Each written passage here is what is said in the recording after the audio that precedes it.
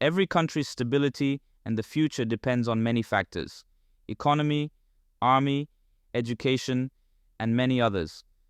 But one of the most important factors, which, from my conversations with people, seems to be the most underrated element influencing a country's stability, is ideology.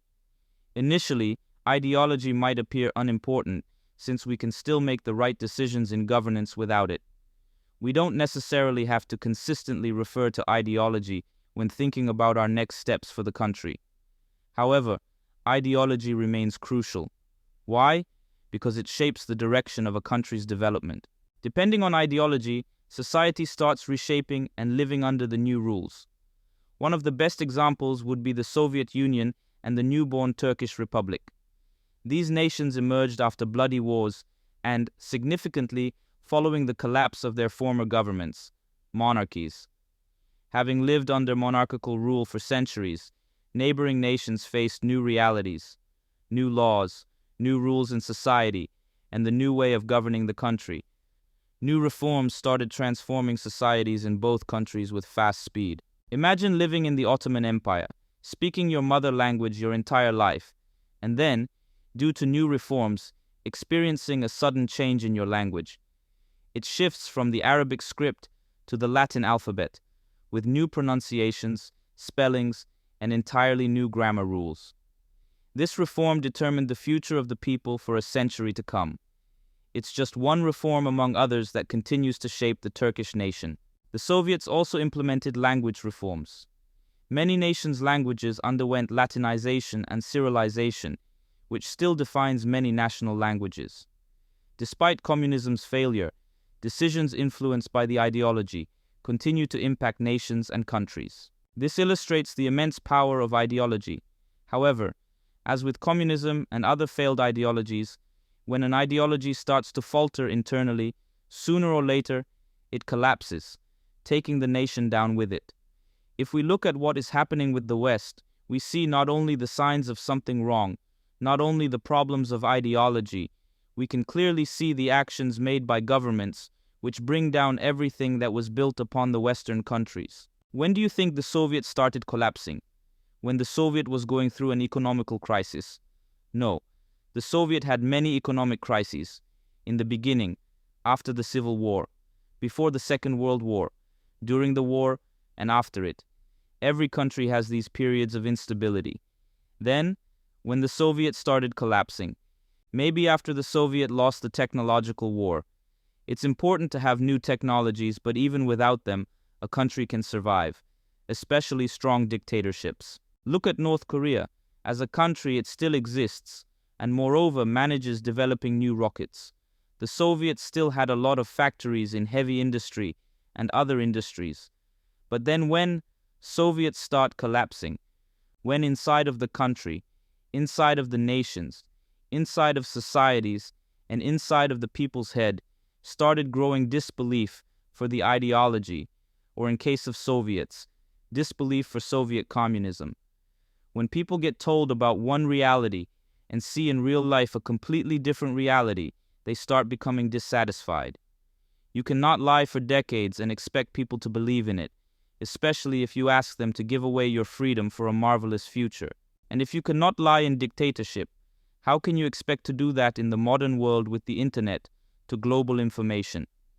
As with the Soviets, the West faces similar challenges if fundamental beliefs are misrepresented.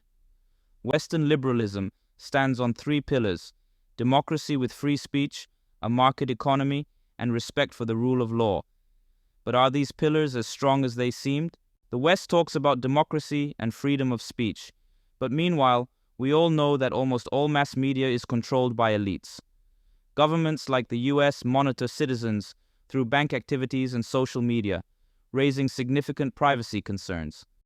The EU introduces laws to combat disinformation and hate speech online. Basically, the EU's elite will define what disinformation is and what hate speech and give punishment by that. Even though hate speech and the access to all information in the world, no matter if it is correct or wrong, is the essence of modern democracy. Another example is the West claims to respect a nation's right to choose its own values and governance. However, in the realm of global politics, it's a different story. According to Western beliefs, every nation has the right to choose its form of government and values, be it conservative, communist, or anything else. If a nation wants to live under a sultanate, communism, or the other form of government or ideology, then by values of liberalism, all these nations have rights to do so. What is interesting, when Democrats claimed that Russians interfered in the election in the US in 2016, they screamed about it to every corner of the world. Yet, in countries where the US has strategic interests, if an unfavorable politician wins an election, the US and the West immediately does not recognize the results. Apparently, the election was not held by the standards of democracy, which, by the way, are defined by the West itself. We can see that the first pillar is getting destroyed. Regarding the second pillar, a market economy with untouchable private property, the government should not interfere with private property unless the owner violates the law. However, the West's actions following the start of the war in Ukraine are destroying this pillar. Right now, if you are Russian, the EU has the right to check on the border and take from you your belongings if they think it will help the Russian government. Without any proof, they can take it away. Some European countries even seize cars with Russian registration solely because of Russian nationality. Sounds ridiculous? Does this seem fair or democratic to you? What happened to Russian savings in Western banks? They are frozen. And furthermore, the West aims to confiscate them from Russia. On what grounds? Allegedly violations of laws defined by the West once again. If Russia is accused of breaching international law by attacking Ukraine, then the US, UK, France, and the entire West have themselves breached international law numerous times over the past 23 years. Iraq, Syria, Libya, Afghanistan, the four horsemen of Western propaganda apocalypses. In another example, the West's use of economic embargoes serves as a means to destroy two pillars at the same time. The logic behind this strategy is ruthless. If the West disapproves of a government's actions, it attempts to isolate the country from the global economic market through embargoes. However, what's particularly noteworthy is the underlying motive. The primary aim here is to gradually undermine the economic stability of ordinary citizens. The embargo imposed by the West on Russia reflects a shift in the mindset of the Western elite. This embargo targeted not only oil or gas, but also basic necessities like children's food, diapers, video games, even condoms, and feminine pads, items which have nothing to do with technological resources or tools for war. Does this align with the principles of democracy and a market economy? The third pillar is evident in everything stated earlier.